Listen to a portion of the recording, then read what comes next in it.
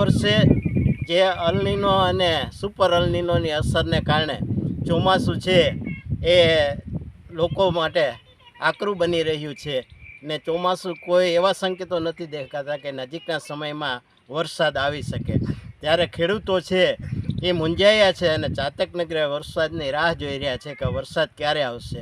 દર વર્ષે ભીમ 11 આસપાસ વરસાદ થઈ જતો હોય છે અને વાવણા થઈ જતા હોય છે ખેડૂતોને, પણ આ વર્ષે ભીમ 11 વહી ગઈ છે ત્યારે હવામાન ખાતાના તજજ્ઞો 28થી 3 જુલાઈ સુધી વરસાદની જે હવામાન ખાતા મુજબ તેઓ આગાહી કરી રહ્યા છે, પરંતુ 28થી 3 તારીખ સુધીમાં કોઈ વરસાદ હાલના જે વાતાવરણ જોતાં આપણને આવે તેવું દેખાતું નથી। ત્યારે લોકો ચાતક નજરે ખેડૂતો અને જનતા વરસાદ ક્યારે આવશે તેની રાહમાં છે। રિપોર્ટર પ્રકાશ દવે, જૂનાગઢ।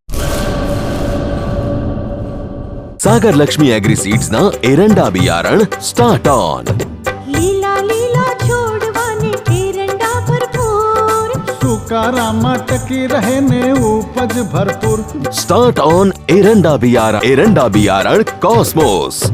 લાંબી જાચેરી માળોમાં શક્તિ છે ભરપૂર, સુકારો ઓછો ને પાકે ઉપજ લખલૂટ। कॉस्मोस